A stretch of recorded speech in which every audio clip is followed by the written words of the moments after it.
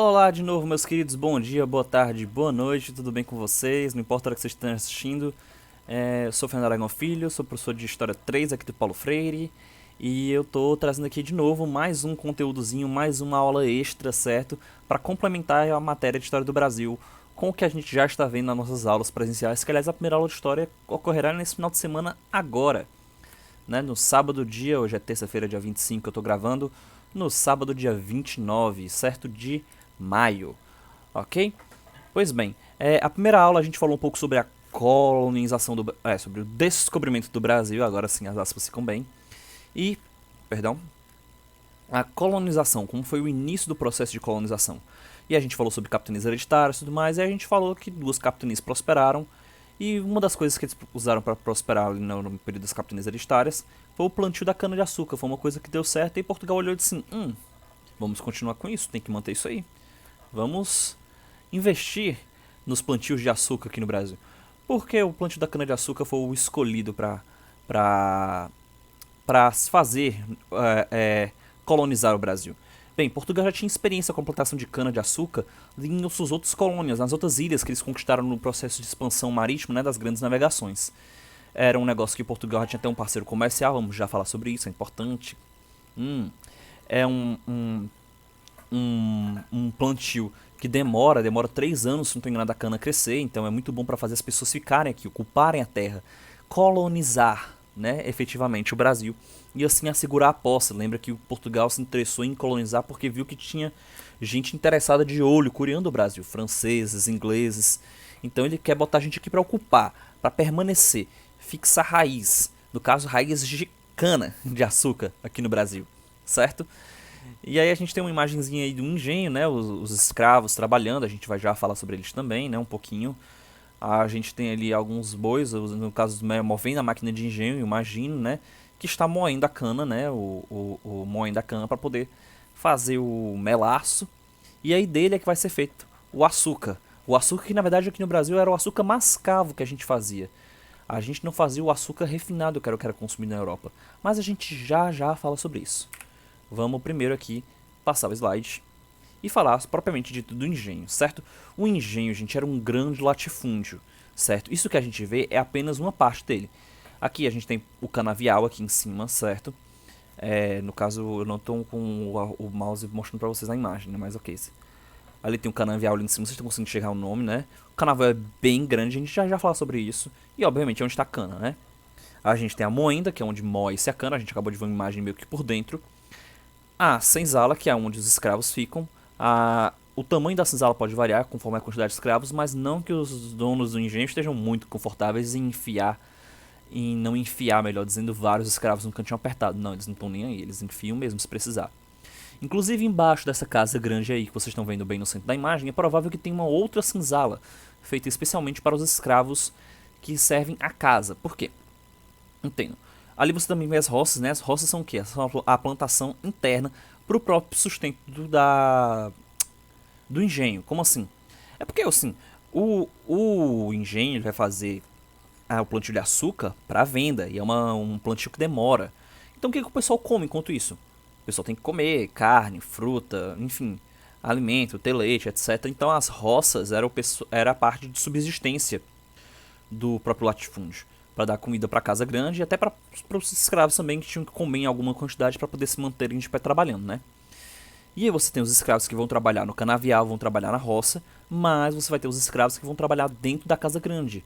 Seja como, no caso a gente até foi descoberto recentemente, né? Muita gente ficou em choque em saber que a expressão criado mudo tinha a ver com uma ocupação de um escravo que auxiliar, eu falei escravo, não, é criado mudo, perdão. O termo criado mudo se refere a um escravo da casa, né, da casa grande, um escravo doméstico que tinha a função de ficar literalmente fazendo o que o criado mudo faz, né, de ficar segurando uma coisa para poder manter aquela coisa ali. Então, enfim, ou ama de leite, clássica, a mulher negra que vai cuidar dos filhos, né, do senhor de engenho, com a sua esposa, né, que geralmente não cuidavam muito, ela, tipo, a senhora de engenho, bom, não existe nem essa expressão. A esposa do senhor de engenho ela tem por obrigação administrar a casa grande, sendo que isso na verdade não significa que ela vai realmente trabalhar e coisar. Significa apenas que ela tem que mandar bem nos escravos e manter a ordem, por assim dizer. Sabem? É parecido com, por exemplo, vamos fazer um paralelo bem distante para ficar legal. Lares ingleses na Inglaterra vitoriana, ali depois da Revolução Industrial, quase na Primeira Guerra Mundial, final do século XIX. Aí você pega aquela época ali, e aí você é um lord inglês, você vai trabalhar no seu banco, papapá, lucros, exportação, estradas de ferro lá na Índia, etc, etc.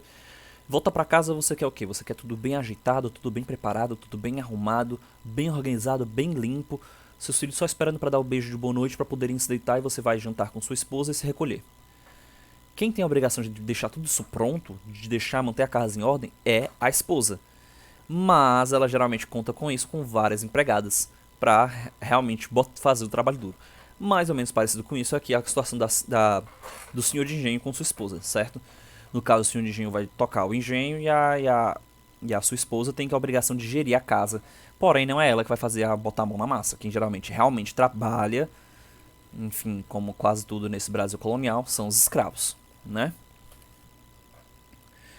É muito importante falar também que esse desenho não é um desenho completamente absoluto, tá? Esse é um exemplo de como podem ser os engenhos, mas você vai ter diversas formas de casas grandes, de senzalas, de engenho em geral. Você pode, por exemplo, encontrar na Serra de Guaramiranga, uma ótima opção de turismo, em vez de ir lá só para poder passar frio e usar casaco e tirar foto parecendo que está na Europa. Você pode também para conhecer de perto a sua história, a história do nosso país. Porque o engenho, o senhor de engenho, todas essas são figuras extremamente impactantes ainda na nossa cultura nordestina. Como, por exemplo, Jorge Amado vai escrever lá na Brasil República, na Primeira República, na República Velha, a figura dos coronéis. Os coronéis que mandam e desmandam na região, que são a influência política, que vai pegar o seu curral eleitoral para votar. Essa figura dos coronéis tem um paralelo direto com a figura de autoridade local, que tem influência na política e na economia, que é o barão. Olha, o barão não. Barão Café é o senhor de engenho, certo? Então, tranquilo, todos entenderam isso. Roça, mantimento interno, canavial, vamos falar já mais sobre ele. Moenda é onde faz a cana, por assim dizer, né? Onde moe a cana para fazer o açúcar. Senzala onde ficam os escravos. Casa grande, onde ficam a família principal. Alguns raros empregados brancos, por exemplo, pode ter um médico de família que é um parente distante. É um parente, tipo, um irmão que ficou, que acabou por não casar, mas é formado em medicina. Ou só estudado em medicina, né? Em Portugal ou em outro canto. Mora na casa com o senhor de engenho. Enfim, é ocasional isso aí. E talvez com uma senzala embaixo onde ficam os escravos da casa, certo? Ok. Onde ficou a plantação de cana no Brasil colonial? Gente, principalmente nessa região próxima ao litoral. E principalmente no Nordeste brasileiro. Você vê até ali a faixinha, ó. Não sei se vocês conseguem enxergar o que está escrito na imagem, porque pode ser pequeno para vocês, mas ali, ó, você vê que tem uma quantidadezinha verdinha grande ali em Rio de Janeiro e tal. Você pensa, pô, tem muito engenho ali. Não. Se você prestar com mais atenção, você vê ali, ó, aquele grupinho que une de Natal a Penedo, que eu não sei em que estado fica isso, mas deve ficar na Bahia, né? Mas que passa ali por Recife, Olinda, Porto Calvo, etc. 66 engenhos. Um pouco abaixo, 36 engenhos. Mais abaixo ali em Ilhéus, Porto Seguro, 4 engenhos. Esse pessoal aqui de baixo, Vitória, Rio de Janeiro, São Vicente, São Paulo, juntos tem 13 engenhos. Então realmente a consideração no Nordeste, principalmente ali na região de Pernambuco ali, certo? Aquele litoral ali, que é onde tinha a terra de Massapê, que posteriormente vai ser chamada de terra Rotsa, mas por enquanto é a terra de Massapê, que é propícia para o plantio de cana, certo? O que acontece então é que o Nordeste vai se tornar uma região muito desenvolvida, muito povoada, muito... É a primeira região a realmente ser ocupada, por assim dizer, de uma forma um pouco mais efetiva, salvo exceções como, por exemplo, o Rio de Janeiro, que foi bem ocupada, a Vila de São Vicente, a Vila de São Paulo, que vai crescer mais ainda, principalmente no final, perto do declínio do ciclo do açúcar, certo? O Nordeste vai ter, por exemplo, a cidade de Olinda, que vai ser um grande centro ali do Nordeste, né? Principalmente por causa que, enfim, a região urbana em relação aos barões do açúcar, já vai falando, os engenhos de açúcar, aos senhores de engenho, e a cidade de Salvador, a cidade não, que naquela época ainda não era cidade, né? A Vila de Salvador, que vai ser a capital da colônia, certo? Vai ser o centro administrativo da colônia, melhor dizendo. nesse primeiro momento de colonização, que a gente está no ciclo do açúcar, certo? O ciclo do açúcar, gente, ele começa ainda no século XVI, né, anos 1500, para quem é meio perdido nesse negócio de século, né, que sempre se confunde. E ele vai até mais ou menos assim, o século XVIII, que são os anos 1700. O que acontece é que no século XVIII, já dando meio spoiler, vai vir um outro ciclo que vai ofuscar o ciclo do açúcar que já vinha em decadência.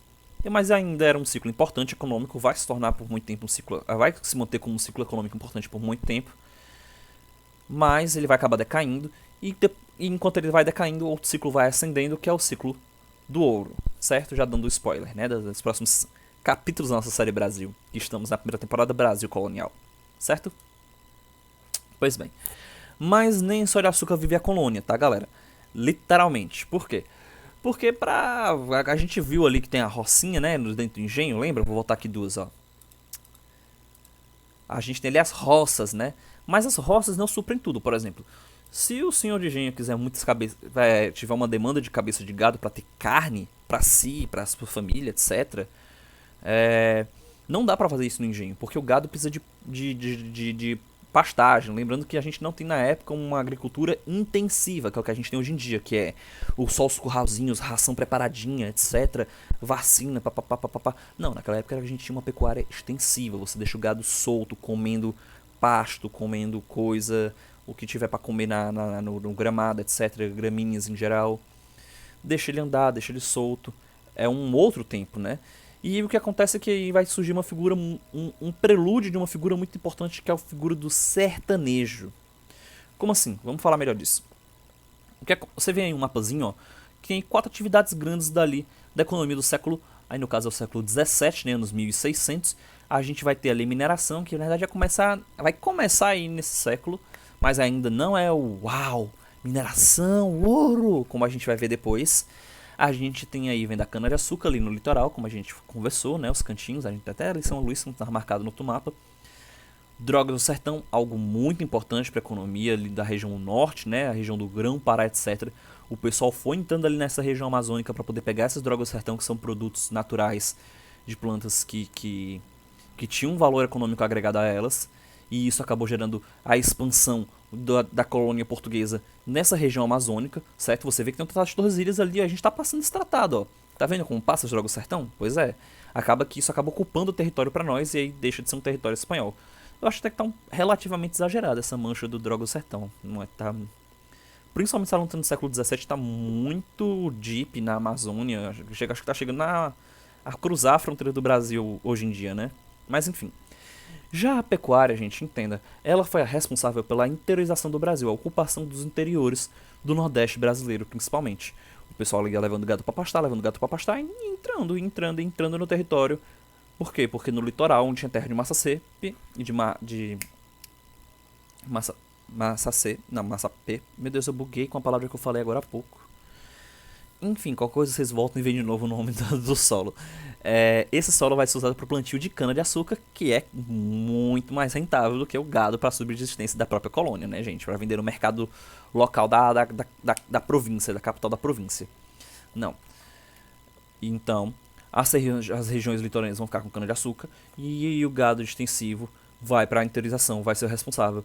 E quem é que é responsável por tocar esse gado? Quem é que coisa? É o senhor de engenho, um novo negócio dele? Não, o senhor de engenho está focado no seu engenho. Então o que acontece? Você vai ter aí um sistema de parcerias em relação à agricultura, com que você tinha geralmente um português ou um outro branco qualquer que tinha cabeças de gado e ele dava para um mulato, geralmente um filho bastardo de alguém, enfim, dessas misturas raciais dos brancos com os outros grupos étnicos negros e índios, né?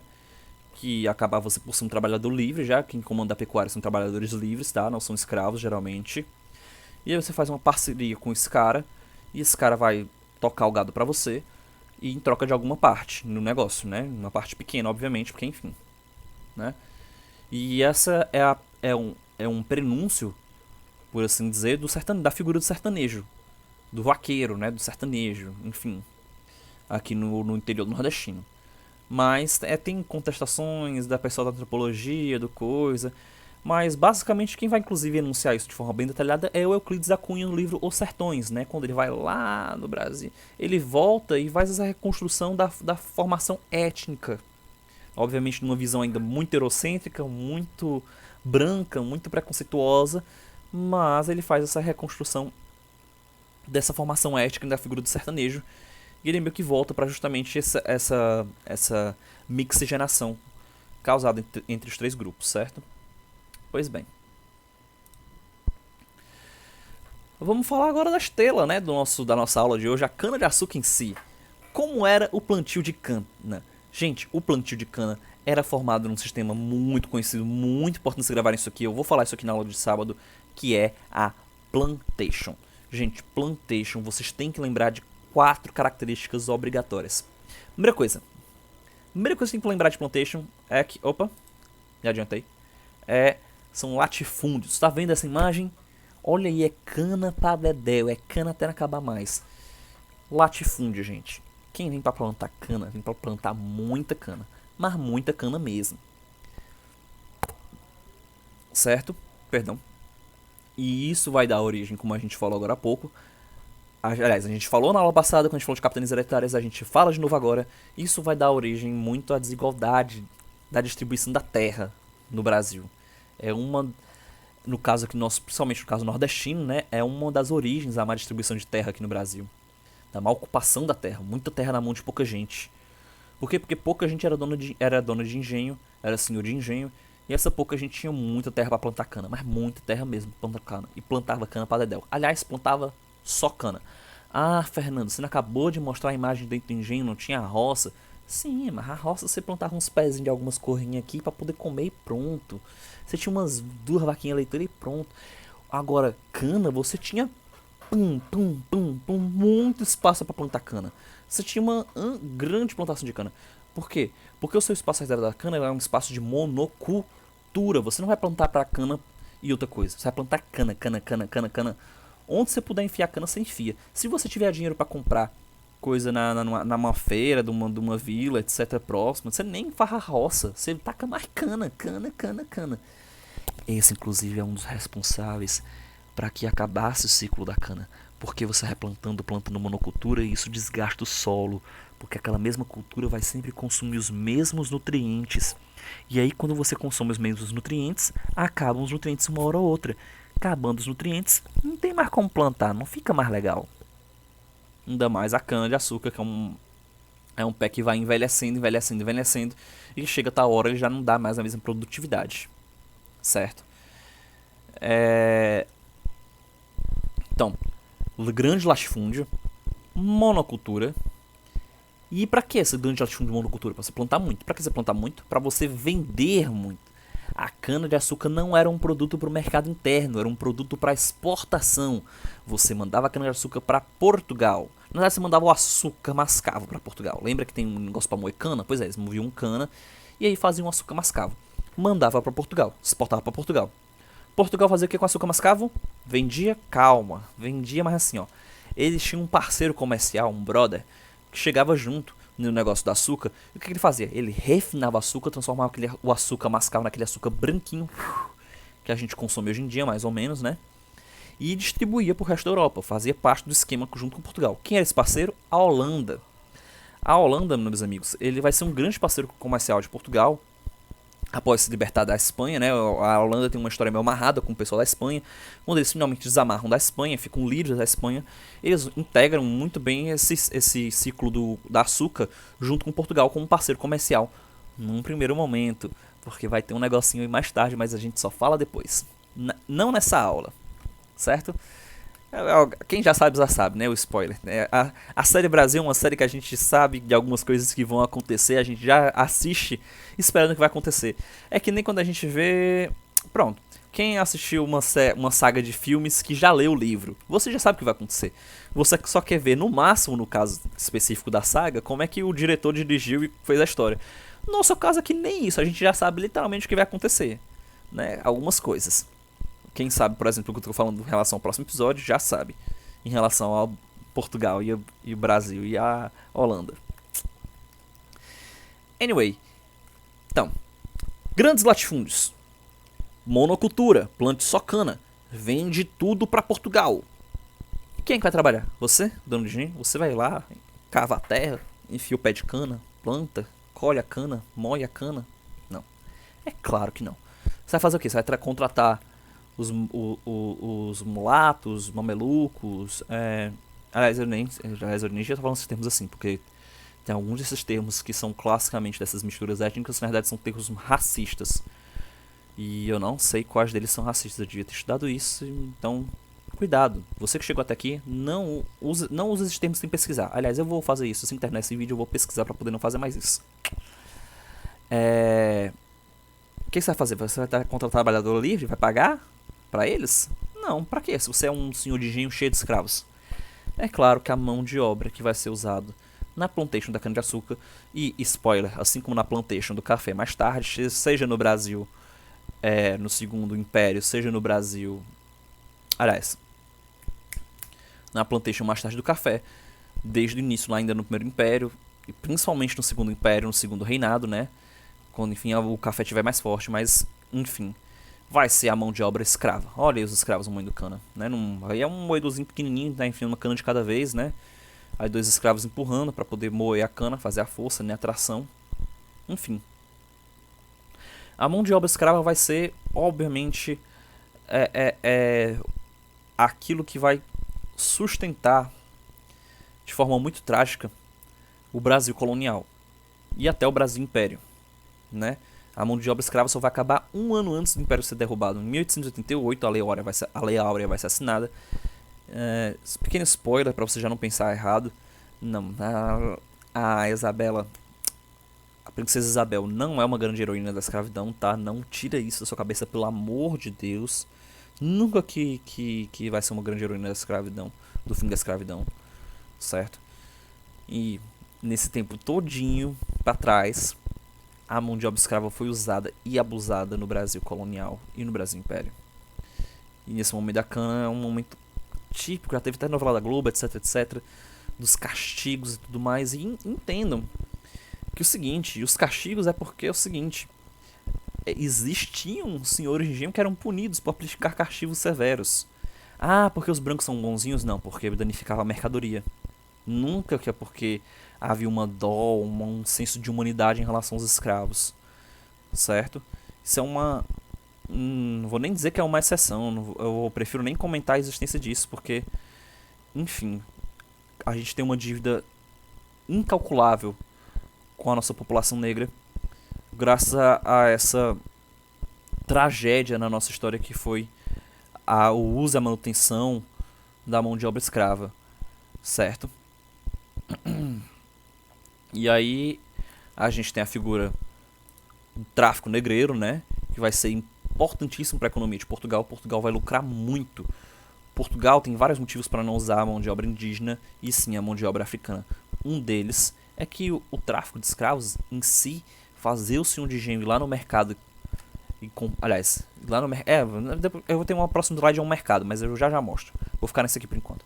Lá no mercado e comprar negros é de um lucro altíssimo para Portugal. Portugal é que vai comandar o mercado negreiro. Claro que com parceiros, etc, privados, não é o Estado de Portugal em si que vai, mas ainda assim, Portugal vai ter um lucro imenso com relação à venda de escravos, certo? Para a colônia. Coisa que inclusive ele já usava em outras colônias. Ah, professor, eu vi num livro de história do Leandro Narlock, eu vi num artigo tal, na revista Folha, na revista Veja, de que o Brasil não pode ser o grande culpado pela escravidão, porque os africanos já se escravizavam. Porque o Brasil apenas comprava escravos de nações africanas, tinha parcerias, eram os próprios africanos que mandavam os escravos para o Brasil. Fazia guerra, quem perdia a guerra era escravizado. Ah, lá na África nessa época já tinham escravos, porque Portugal faria diferente. Eu não tenho nenhuma cara boa o suficiente para fazer pra essa pessoa.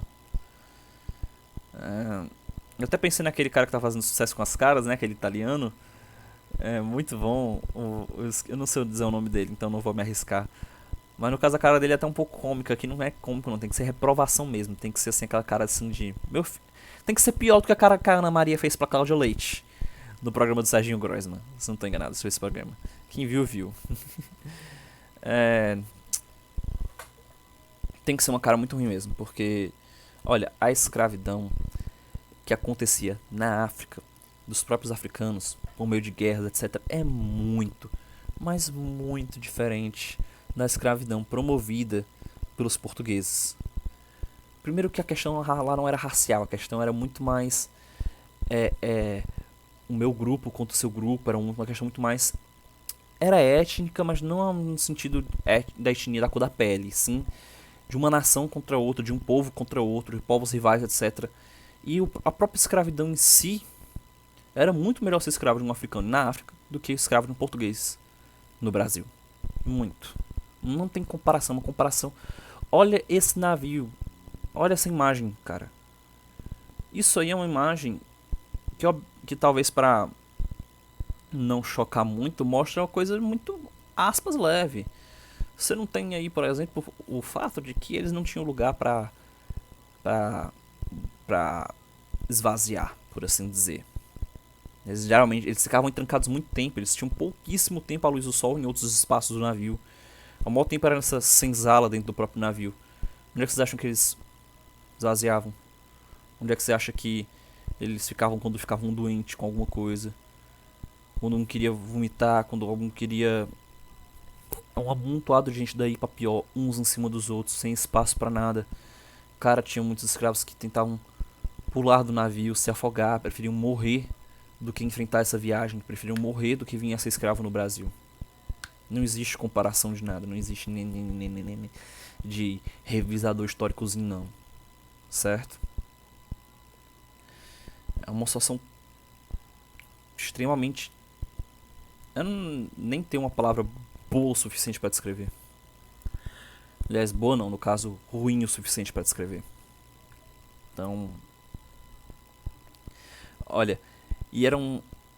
Eu vou logo adiantando, inclusive, né? Uma das coisas que os portugueses faziam para que os escravos africanos ficassem em uma situação ainda pior quando chegavam na colônia, em termos de não conseguir se organizar para fugir ou se organizar para resistir de alguma forma, era inclusive misturar escravos de nações rivais, para poder eles não, além de não saberem se comunicar pela mesma língua, né? As rixas faziam com que eles não se ajudassem. Era uma das táticas que primeiro eles usavam, né? Para dificultar a resistência. Isso é o de menos, é um verdadeiro genocídio. Não banalizando o uso da palavra de forma alguma. Morte em massa por doença, por fome, por maus tratos, por castigos, por punição,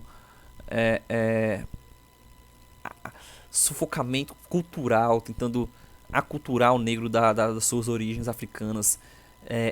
Pega, enfia a religião, humilha um rei ou rainha que porventura é escravizado de alguma nação. São muitos horrores que a gente, inclusive, a página da escravidão do Brasil merece uma aula à parte que vai ser feita mais perto do segundo reinado. Até que eu tenho que me preparar, porque, por exemplo, eu não tenho lugar de fala, por exemplo. Não que eu vá passar a ter, mas enfim. É uma situação extremamente delicada com muitos pontas.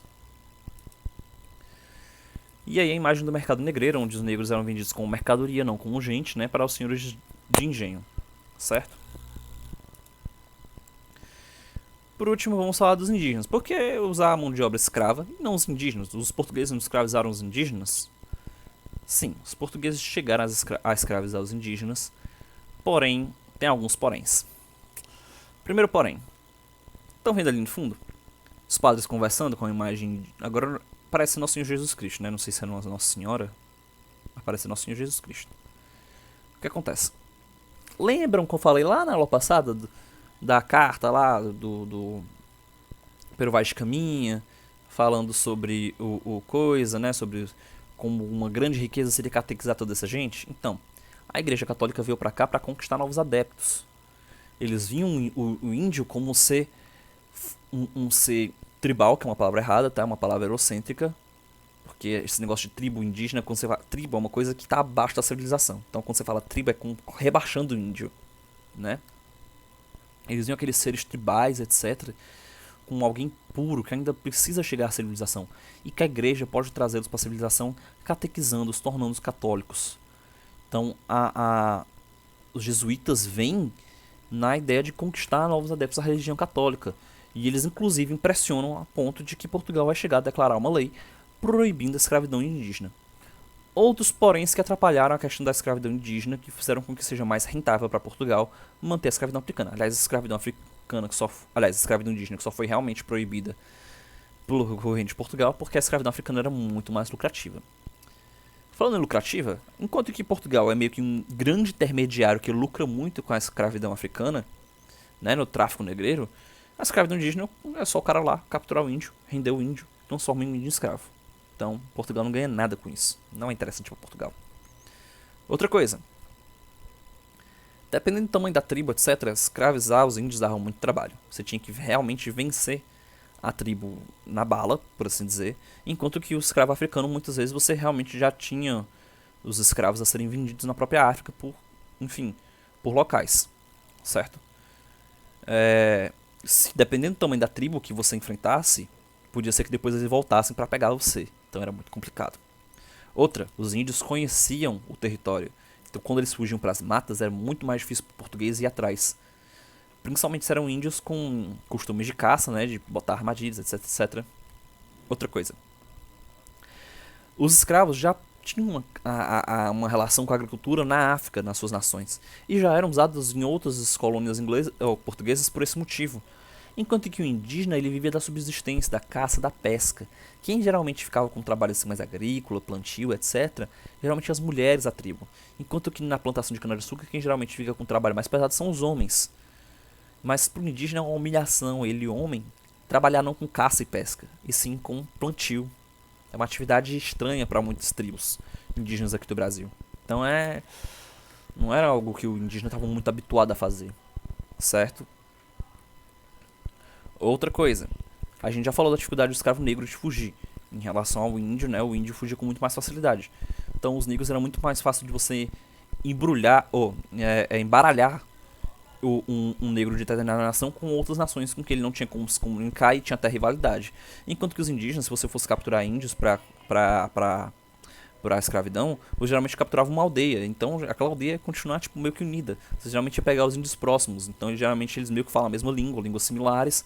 E tem uma cultura relativamente parecida, se comunicam e não... Assim, você pode até ter tribos aliadas que moram... tribos inimigas que moram perto, como a gente viu lá no Rio de Janeiro, né? Lá no Rio de Janeiro, né? Na aula passada. O negócio da França Antártica, etc. Mas é mais difícil do jeito. Vão saber se comunicar, vai ser mais complicado para você gerenciar o grupo, certo? Aqui a gente tem um mosteiro jesuíta. Gente, os jesuítas é complicado falar das relações jesuítas com os índios ao longo do Brasil colônia. Porque, de certa forma, é claro que eles são meio que vilões que vêm aculturar, impor uma nova religião, tirar a religião dos índios, etc. E tirar sua cultura, fazer eles trabalharem, construir, por exemplo, essas coisas para poder coisar, ao mesmo tempo que botam eles para rezar, etc, etc.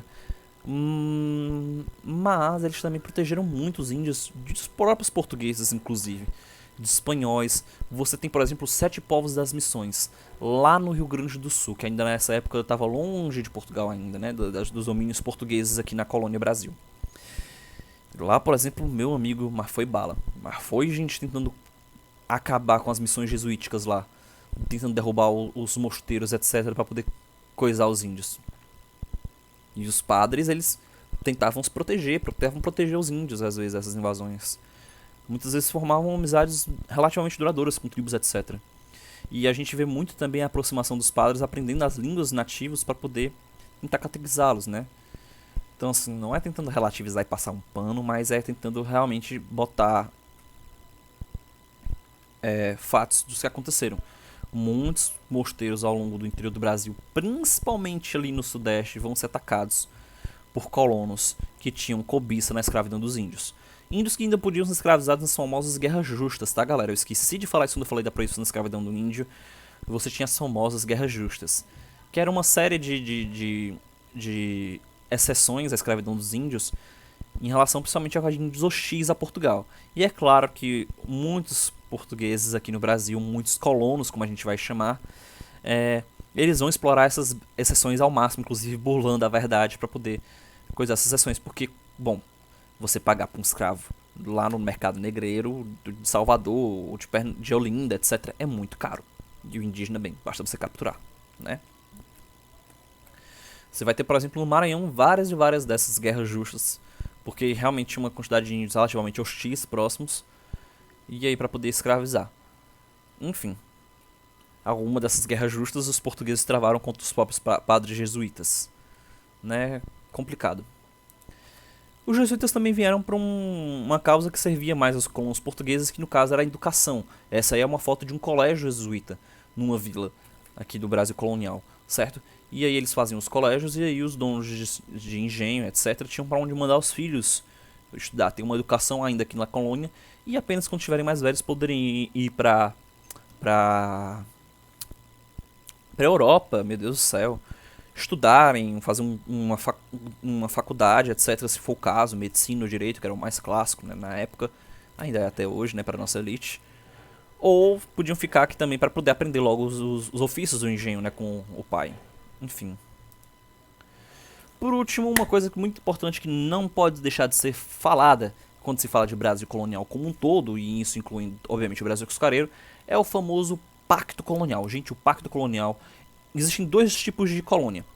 Existe a colônia de povoamento, que foi o caso das 13 colônias inglesas, que eles mandaram lá o povo para povoar, etc., que tinham se livrado do povo, o povo foi lá povoar. Mas, no sul das colônias inglesas, você tem o tipo que teve aqui no Brasil, que teve lá na América Espanhola, que é a colônia de exploração, em que você vai tentar tirar as riquezas para poder lucrar, que é o fim mercantilista, né, que os países europeus buscavam com suas colônias. Então, a metrópole vai receber matérias-primas, produtos tropicais e metais preciosos da colônia, revende para a Europa, para o resto da Europa, negocia, lucra com isso. E o que vai para a colônia da metrópole são os escravos, né, com o mercado do tráfico negreiro, e produtos manufaturados, no caso, principalmente para o senhor engenho, né, para poder auxiliar tanto a produção como para bem-estar, para luxo e conforto, né, do senhor engenho, certo? E outras elites, enfim. Certo, minha gente? Pois bem, essa sociedade do açúcar, ela é marcante ao extremo, principalmente pra gente que é aqui do Nordeste brasileiro. Vai marcar nossa cultura de uma forma ímpar. Porque, enfim, né, são aspas 300 anos quase, né? De domínio, de esplendor, são mais de 200 anos de esplendor da cana-de-açúcar aqui como principal produto econômico. Isso só vai começar a mudar quando esse sujeito aí na tela morrer. Não sabe quem é ele? Próxima aula eu te conto, e eu te conto também como a produção de cana-de-açúcar começou a declinar aqui no Nordeste brasileiro e como também Portugal começou a declinar. Fiquem ligados, próxima aula tem mais. E a próxima aula ainda sai antes da aula de sábado, tá? Porque na aula de sábado a gente vai falar disso tudo de forma mais ampla, de forma menos aprofundada do que eu tô falando aqui. Então é isso, beijos meus queridos, até a próxima videoaula, certo? É isso, venham pra aula sábado. Tchau, tchau.